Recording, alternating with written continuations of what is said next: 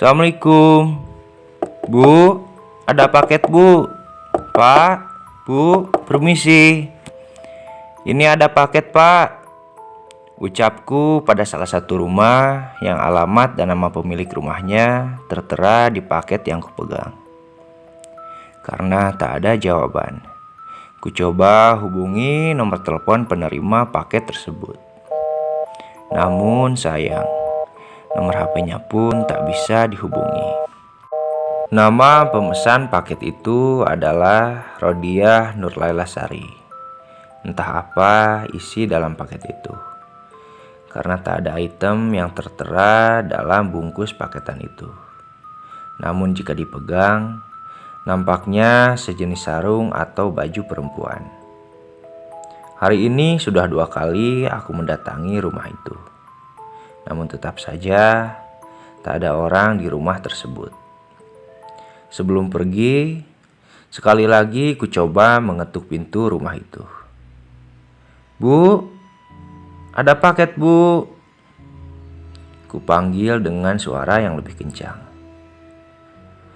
Lalu ku intip jendela rumah di samping pintu rumah itu. Saat ku tempelkan wajah dan mataku ke jendela rumah itu, ternyata jendela itu tertutup oleh gorden dari dalam rumah. Namun tiba-tiba aku dibuat terkejut ketika ada yang membuka gorden tersebut. Astagfirullah, jantungku hampir copot ketika wajahku bertatapan dengan wajah anak kecil yang membuka gorden itu. Anak kecil perempuan yang mungkin usianya sekitar 5 tahun. Rambutnya sebahu namun wajahnya begitu pucat. Dari balik jendela, ku ajak anak itu berbicara. Dek, mamahnya kemana? Bilangin ini ada paket. Mama aku gak ada om. 4 hari yang lalu diangkat sama orang-orang. Aku pun bingung dengan ucapan anak itu. Terus, adek sama siapa di sini? Tanyaku kembali. Om mending pergi aja. Nanti kalau mama udah pulang, om kesini lagi. Ucap anak itu sambil berlari masuk meninggalkanku. Dasar anak kecil, gumamku dalam hati. Akhirnya aku pun pergi membawa kembali paket Bu Rodiah ke kantor untuk kuantar ulang besok hari. Malam harinya, saat aku akan tertidur. Jika tidak salah, waktu itu pukul 12 malam. Baru saja aku memejamkan mata. Tiba-tiba HP-ku berdering. Saat kulihat, ternyata panggilan masuk dari Bu Rodiah, pemesan paket yang tak ada di rumahnya tadi. Karena aku sudah ngantuk, ku reject panggilan tersebut. Lalu ku kirim pesan singkat pada Bu Rodiah. Maaf bu, tadi saya ke rumah ibu, tapi ibu gak ada. Paket ibu masih ada di kantor, besok saya kirim ulang. Setelah mengirim pesan itu, aku pun melanjutkan tidurku. Namun sekitar 10 menit kemudian, HP-ku kembali berdering. Tapi tak kuhiraukan telepon tersebut, karena mataku sudah benar-benar lengket. Namun HP-ku terus berdering berulang kali, yang membuat aku benar-benar terganggu. Dan saat kulihat, ternyata ada panggilan kembali dari Bu Rodiah. Akhirnya aku angkat kembali panggilan telepon dari Bu Rodiah tersebut.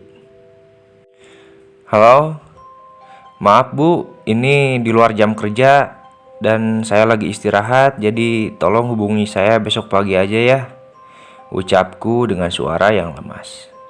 Namun di balik telepon itu, aku tak mendengar jawaban dari Bu Rodiah. Tapi yang ku dengar malah seperti seorang yang sedang dicekik. Bu, tolong ya bu, gak usah main-main, saya lagi tidur bu. Ucapku kembali. Namun suara di balik telepon itu tak hentinya terus mengeluarkan suara yang sama, seperti suara orang yang sedang dicekik. Merinding mendengarnya, aku pun mematikan saja telepon itu. Lalu kumatikan data di HP-ku. Keesokan harinya, aku pun terbangun pukul 7 pagi. Dan sudah menjadi kebiasaan. Setiap bangun tidur, yang pertama kali kulakukan adalah mengecek HP. Dan saat kulihat, ternyata ada 2 pesan suara masuk dari Bu Rodia. Aku pun langsung membuka pesan suara tersebut. Saat kubuka pesan suara tersebut, ternyata pesan suara tersebut berisikan suara yang sama seperti saat dia menelponku semalam, yaitu suara orang yang sedang dicekik. Gak ada kerjaan banget sih ini orang, ucapku sambil mendengarkan pesan suara itu. Lalu dengan otomatis pesan suara itu langsung berpindah pada pesan suara selanjutnya. Namun kali itu terdengar suara Bu Rodia. Tolong mas, ternyata yang saya lakukan ini tidak menyelesaikan masalah saya. Perasaanku menjadi campur aduk mendengarnya, antara merinding dan ingin tertawa. Namun tak aku balas pesan tersebut, karena ibuku sudah memanggil agar aku segera sarapan dan bersiap melakukan aktivitas seperti biasa, yaitu bekerja sebagai kurir paket. Pukul 8:30, aku pun berangkat ke kantor untuk mengambil paket-paket yang harus kuantar. Saat sedang membereskan paket, sengaja aku pisahkan paket milik Bu Rodia, karena akan kuantar lebih dulu, agar dia tak bawel lagi menelponku. Singkat cerita, sampailah kembali aku di depan rumah Bu Rodia. Ku ketuk kembali pintu rumahnya. Assalamualaikum, Bu. Paket, Bu. Permisi.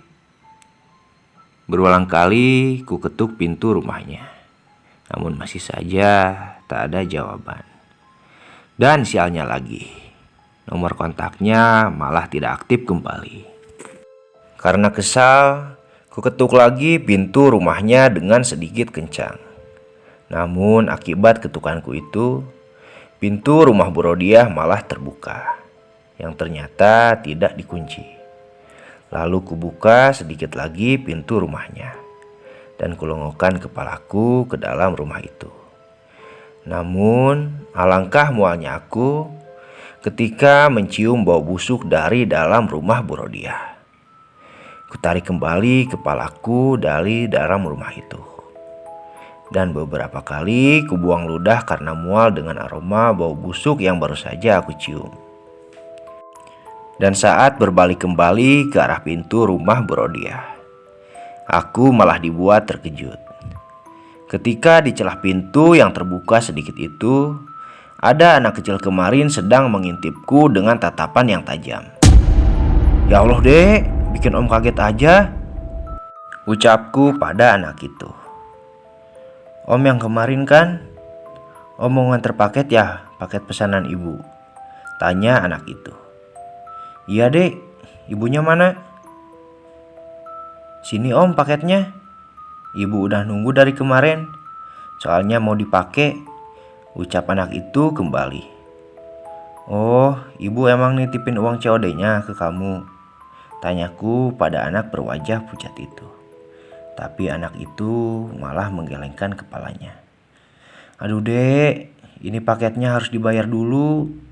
Jadi om gak bisa kasih paket ini ke kamu kalau belum dibayar, ucapku pada anak itu.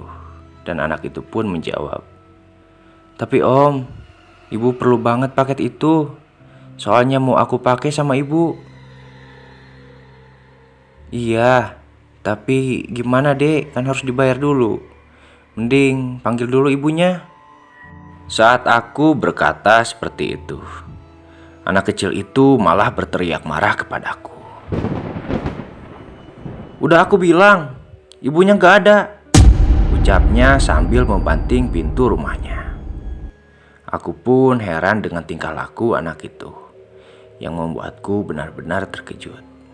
Ingin kumarahi, namun sayangnya dia hanya anak kecil. Andai saja yang membanting pintu itu orang dewasa, pasti sudah kubombardir pintu rumahnya. Sebelum pergi, kukirim pesan singkat kembali pada nomor HP Bu Rodia. Kuketik pesan itu dengan perasaan yang sangat kesal. "Bu, lain kali kalau pesan paket, kalau memang ibu mau keluar, tolong uangnya dititipkan saja ke anak ibu atau ke tetangga ibu saja."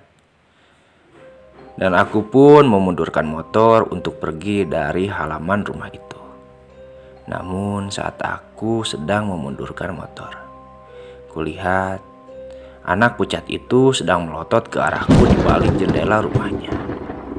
Aneh sekali. Dipelototi anak sekecil itu mengapa membuat bulu kuduku menjadi merinding. Bersamaan dengan itu, ada seorang ibu-ibu yang berjalan di luar halaman rumah Bu Rodia. Karena kupikir dia tetangganya, aku pun bertanya pada orang itu, "Maaf Bu, pemilik rumah ini kemana ya? Dari kemarin saya mau nganter paket, gak ada terus orangnya." Justru itu Jang, ibu juga udah hampir 1 minggu gak ketemu sama Bu Rodia. Biasanya sih dia suka belanja ke warung ibu, tapi gak tahu kemana. Udah seminggu ini ibu gak lihat, ucap ibu-ibu itu kepadaku. Dan akhirnya aku pun pergi untuk melanjutkan mengirim paket ke alamat yang lain. Singkat cerita, setelah pekerjaan hari itu selesai, seperti biasa sebelum pulang ke rumah, aku harus menyetorkan dulu uang paket itu ke kantor. Dan dengan membawa kembali paket Bu Rodia. Pukul 9 malam, aku pun baru sampai di rumah. Setelah selesai mandi dan makan, aku pun duduk di ruang tengah dan kulihat dari lorong pintu dapur. Ibuku berjalan menghampiriku sambil membawa sepiring gorengan. Lalu dia duduk di sampingku. "Jerry, tadi sore ada ibu-ibu datang ke sini. Katanya dia dari kampung sebelah. Nanyain paket yang dia pesen, katanya nggak kamu kasih," ucap ibuku sambil menyalakan TV. "Hah? Siapa emangnya Bu? Perasaan paket hari ini udah aku antar semua," jawabku sambil mengambil gorengan yang masih hangat. "Gak tahu, dia gak bilang namanya siapa. Tapi kayaknya dia seumuran ibu. Dan katanya dia butuh banget paket itu. Dia bilang mau dia pakai sama anaknya." Saat itu juga, pikiranku langsung teringat pada paket Bu Rodia. Karena anaknya pun tadi sempat bilang kalau paketnya mau dipakai oleh Ibu Rodia dan anaknya. Namun tak kuceritakan apapun pada ibuku, karena memang menurutku tidak terlalu penting. Tapi mengapa Bu Rodia harus datang ke rumahku? Dan dari mana dia tahu alamat rumahku? Padahal bertemu saja dengannya aku belum pernah. Malam harinya, saat aku sedang tertidur, tiba-tiba HP-ku kembali berdering. HP yang kusimpan di samping kepala benar-benar membuat suara telepon itu mengganggu tidurku. Dengan mata yang lengket, kuangkat telepon itu. Dan saat kutempelkan telepon itu ke telingaku, kudengar suara anak kecil yang sedang menangis. Dan juga suara perempuan dewasa yang berkata, "Kami butuh paket itu." Perempuan itu berkata seperti itu dengan nada yang sedikit berteriak. Jelas saja mataku yang awalnya lengket menjadi terbuka lebar karena terkejut. Saat akan kulihat siapa nama yang menelponku saat itu. Karena tadi saat mengangkatnya, aku tak sempat melihat itu panggilan dari siapa. Karena tadi mataku benar-benar lengket. Jadi tadi langsung kuangkat saja panggilan itu. Dan saat kulihat layar HP-ku, ternyata itu bukan sebuah telepon, melainkan sebuah video call dari Bu Rodiah. Dalam video call itu Bu Rodiah tidak memegang HP-nya, namun seperti disenderkan pada suatu benda di atas meja. Dan dia berdiri dari kejauhan bersama anaknya, yaitu anak berwajah pucat yang selalu kutemui saat aku mengantar paket ke rumah Bu Rodiah. Namun yang membuatku heran adalah kelakuan Bu Rodiah ini. Karena saat itu mereka berdua berdiri di atas sebuah kursi kayu. Lalu Bu Rodiah berkata, Jer, kalau kamu mau tahu, beginilah cara kami mati. Mereka berdua langsung meloncat dari atas kursi kayu itu. Dan tanpa aku sadari, ternyata sedari tadi ada tali tambang yang melilit leher mereka berdua, sehingga mereka pun tergantung oleh tali tambang yang mencekik leher mereka. Dan anehnya, saat melihat kejadian dalam video call itu, aku tidak bisa berkata apa-apa, seolah aku dipaksa untuk menyaksikan kematian mereka. Aku benar-benar takut melihat kejadian itu.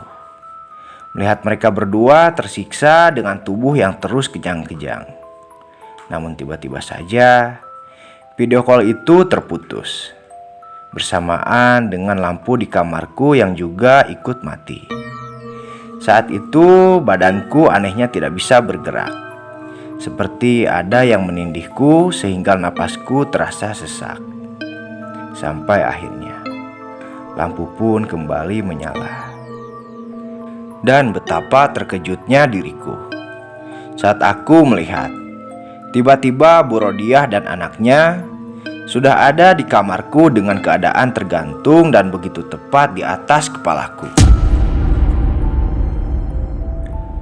Saat itu juga aku langsung berteriak sekencang-kencangnya, hingga membuat aku terbangun dari tidurku. Karena ternyata semua itu hanyalah sebuah mimpi. Saat sudah terbangun, kulihat jam ternyata sudah menunjukkan pukul 7 pagi. Dan seperti biasa, jam 8:30 aku kembali berangkat bekerja. Dan hari itu sudah kuniatkan, aku tak akan mengirim ulang paket Bu Rodiah, karena sudah pasti dia tak akan ada lagi di rumahnya. Ditambah lagi dengan kejadian mimpi semalam, membuatku menjadi agak takut untuk mendatangi lagi rumahnya. Namun sesampainya di kantor, saat aku akan membereskan paket yang akan kubawa, tiba-tiba atasanku menghampiri dan bertanya, Jer, ini paket atas nama Rodiah belum kamu kirim juga? Aduh Pak, udah 2 kali saya nganter ke rumahnya, tapi orangnya gak ada terus Pak. Mendingan di cancel aja deh Pak. Sambil menyodorkan paket itu, atasanku berkata, Jer, coba deh hari ini kamu antar sekali lagi. Kalau emang hari ini gak ada, ya udah cancel aja. Terus kalau nanti di aplikasi Majanda ada orderan dari akun ini lagi, gak usah diantar, langsung tolak aja. Perkataan atasanku yang tidak bisa kutolak, karena aku tahu si gendut itu selalu tak mau mendengar alasan apapun. Karena 2 hari kemarin paket atas nama Bu Rodiah itu selalu kutamakan dan selalu orangnya tak ada di rumah. Jadi kali ini kusimpan paketnya di bagian paling bawah. Siapa tahu jika sore hari aku mengantarnya, Bu Rodiah akan ada di rumahnya. Singkat cerita, saat aku sedang mengantar paket ke alamat yang lain, HP-ku mendapatkan sebuah pesan dari Bu Rodiah. Isi pesan itu tertulis, Kapan paket saya akan diantar? Ini saya menunggu di rumah. Namun tak kubalas pesan itu, karena Bu Rodiah ini benar-benar mengesalkan. 2 hari kemarin saat kuutamakan paketnya, dia tidak ada di rumahnya dan tidak bisa dihubungi. Sedangkan hari ini, saat paketnya kusimpan di bagian paling bawah, dia malah mengabari kalau dia menunggu paketnya di rumah. Pukul 2 siang, saat paket-paket yang kukirim baru setengahnya dari 80 paket yang kubawa. Sialnya pekerjaanku harus terhambat karena hujan yang begitu lebat. Tinggal aku harus berteduh menunggu sampai hujan itu reda. Dan sungguh sial, hujan baru reda sekitar pukul 3:30 sore. Dengan cepat, aku langsung bergegas mengantar sisa paket yang masih banyak. Akibat terhambat hujan, akhirnya 40 paket lagi yang harusnya sudah terkirim pukul 6 sore. Pukul 8 malam, aku baru mengirim 39 paket terakhir. Dan 1 paket terakhir, yaitu paket yang 2 hari ini membuatku kesal. Siapa lagi kalau bukan paket Bu Rodiah. Sebenarnya aku ragu mengantarkan paket itu, karena aku yakin dia tak akan ada lagi di rumahnya. Dan pasti sudah jelas, nomor HP-nya pun tak akan bisa dihubungi.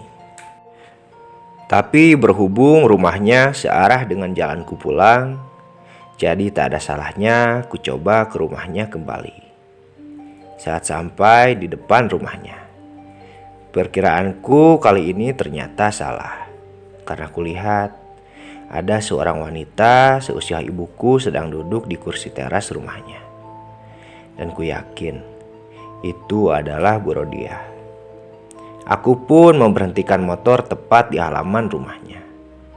Kulihat wanita itu tersenyum padaku. Jujur saja, jika dia benar-benar Bu Rodiah, dalam hatiku aku sungguh kesal kepadanya. Namun walaupun begitu, aku harus tetap bersikap ramah padanya. Mengingat dia lebih tua dariku dan sudah memasang wajah yang ramah. Lalu kuhampiri dirinya dan aku pun bertanya, "Permisi Bu, ini dengan Bu Rodiah ya?" Wanita itu pun menjawab dengan dingin, "Betul A, silakan masuk." Nggak usah Bu, saya di sini aja. Lagian saya buru-buru, ini udah malam."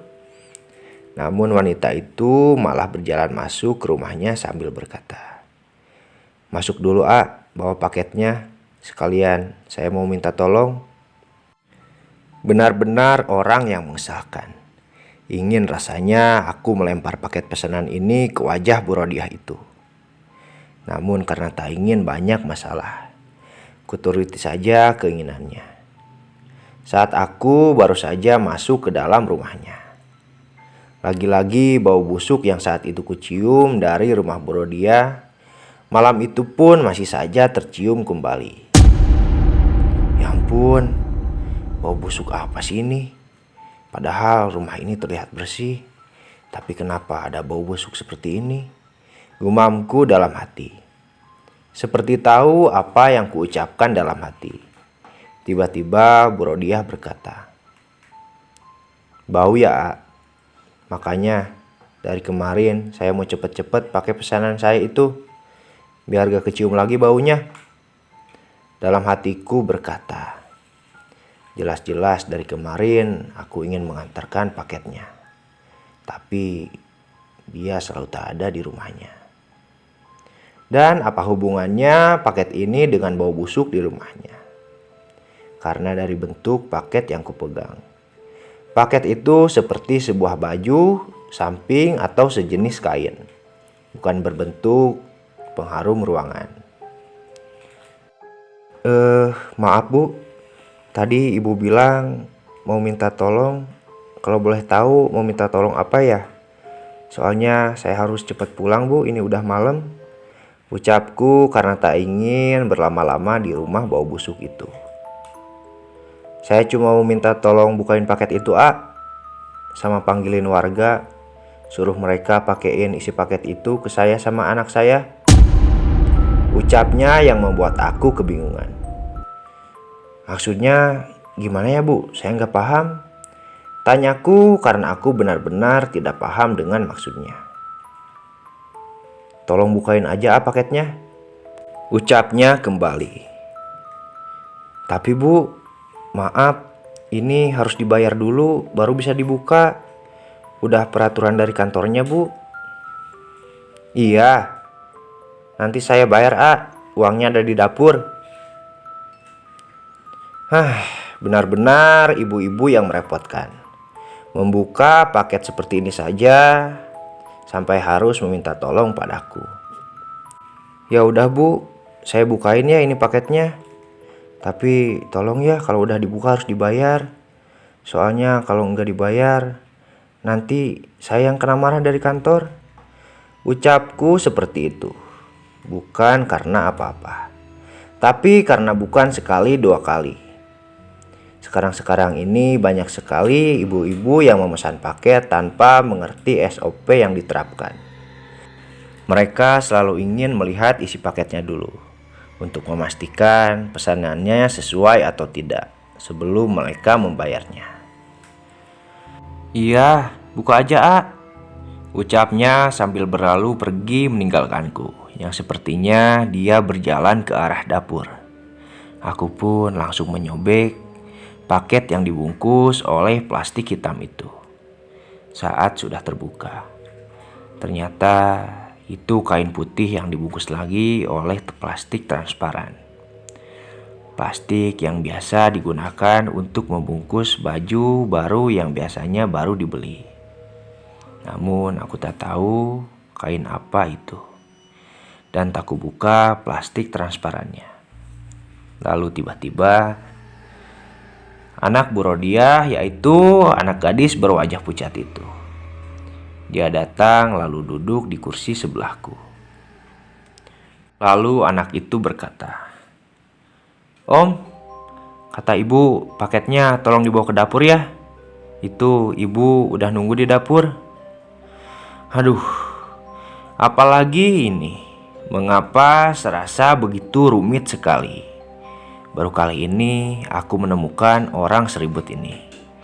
Dan kini aku sudah benar-benar kesal. Lalu kupanggil saja Bu Rodiah itu. Bu Rodiah, tolong ya Bu, jangan ribet seperti ini." Namun tak ada jawaban apapun. "Dek, panggilin tuh ibu kamu. Mau bayar paket aja ribut banget sih. Bilangin, ini paket biar saya aja yang bayar. Tapi lain kali gak usah pesen-pesen paket lagi." Namun anak itu malah menangis, yang membuat aku tak enak hati. Semua ini gara-gara ibunya, sehingga membuat aku kelepasan berbicara kencang kepada anak gadis itu. Dengan kesal, kubawa paket itu pada Bu Rodiah, yang menurut anaknya ada di dapur. Rumah yang tidak terlalu besar itu, dan hanya terhalang satu pintu dari ruang tengah ke arah dapur, membuat aku cepat sampai ke dapurnya. Sudah kuniatkan dalam hati, akan kulempar paket ini pada Bu Rodiah, dan tak akan kuambil uang pembayarannya.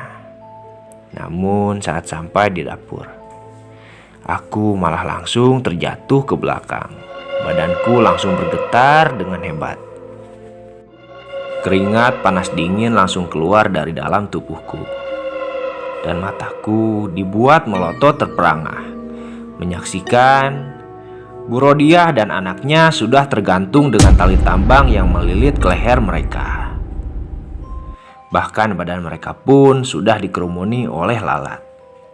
Pantas saja rumah ini sangat bau busuk. Lalu kuliri ke arah tempat anak itu duduk di kursi tengah rumah tadi. Dan ternyata tidak ada siapapun di kursi itu. Dari tubuh Bu Rodiah dan anaknya yang sedang tergantung itu, bisa aku simpulkan kalau mereka sudah menggantung diri sejak lama. Dan jika perkiraanku benar, berarti sosok Bu Rodiah dan anak gadisnya bukan lagi manusia saat sedari tadi berbincang denganku. Dengan tubuh yang masih bergetar, aku langsung berlari keluar rumah sambil berteriak minta tolong. Posisi rumah Bu Rodiah yang agak sedikit berjauhan dengan rumah orang lain membuatku sedikit kebingungan harus mencari pertolongan ke arah mana. Namun aku terus berteriak minta tolong dengan kencang. Sampai akhirnya ada 3 orang bapak-bapak yang datang menghampiriku, lalu bertanya, ada apa denganku? Dan akhirnya dengan gugup aku langsung menceritakan apa yang baru saja aku lihat. Itu Pak, itu Bu Rodiah dan anaknya gantung diri Pak. Ketiga bapak-bapak itu sempat bengong mendengar ucapanku. Dan akhirnya mereka pun mengecek ke dalam rumah Bu Rodiah. Singkat cerita saja, akhirnya malam itu juga rumah Bu Rodiah mulai dikerumuni banyak warga. Bahkan pihak kepolisian pun sudah ada di sana. Aku yang pertama kali menemukan jasad Bu Rodiah akhirnya dijadikan saksi dan banyak diinterogasi oleh polisi. Akhirnya di tempat itu juga langsung kuceritakan dari awal aku datang ke rumah Bu Rodiah sampai aku menemukan jasad Bu Rodiah dan anaknya. Polisi itu sempat bertanya, paket apa yang dipesan oleh Bu Rodiah? Karena aku pun tak tahu kain apa yang tadi belum sempat kubuka plastik transparannya. Akhirnya dibuka oleh pihak kepolisian di depan orang-orang yang ada di sana. Dan yang membuat kami semua terkejut. Ternyata paket yang dipesan oleh Bu Rodiah itu adalah sebuah kain kapan. Melihat pesanan paket yang dipesan oleh Bu Rodiah adalah kain kapan, membuat diriku, warga, bahkan pihak kepolisian menduga bahwa Bu Rodiah sudah benar-benar mempersiapkan kematiannya sebelum ia menggantung dirinya. Namun bukan itu keanehannya. Keanehannya adalah ketika datang salah satu polisi yang sedari tadi memeriksa keadaan mayat Bu Rodiah dan anaknya. Ia mengatakan kalau sepertinya Bu Rodiah dan anaknya melakukan gantung diri sudah sekitar 10 hari yang lalu. Orang lain mungkin tidak terlalu merasa aneh mendengar itu. Tapi aku benar-benar merasa terkejut. Bagaimana aku tak terkejut? Karena sekitar 15 menit yang lalu, saat sudah mengetahui pesanan Bu Rodiah adalah kain kapan, aku langsung menghubungi teman kerjaku yang ada di bagian kantor untuk menanyakan apakah benar pesanan paket atas nama Bu Rodiah adalah kain kapan. Dan setelah dicek oleh temanku, memang benar. Pesanannya adalah 2 kain kapan. Dan Bu Rodiah memesan paket itu pukul 3 malam, tanggal 10. Melewati proses demi proses, hingga sampai di kantorku tanggal 12. Yaitu hari pertama aku mengantar paket ke rumah Bu Rodiah. Dan sekarang adalah tanggal 14. Berarti jika Bu Rodiah menggantung dirinya sekitar 10 hari yang lalu, maka siapa yang memesan paket kain kapan ini 4 hari yang lalu?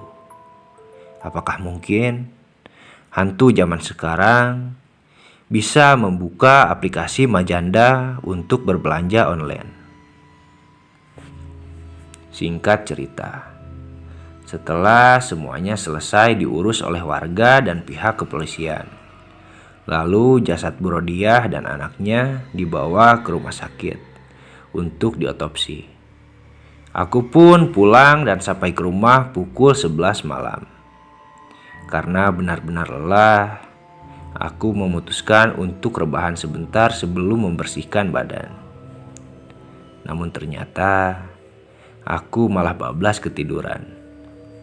Dan dalam tidurku itu, aku kembali mengalami mimpi yang sungguh mengerikan.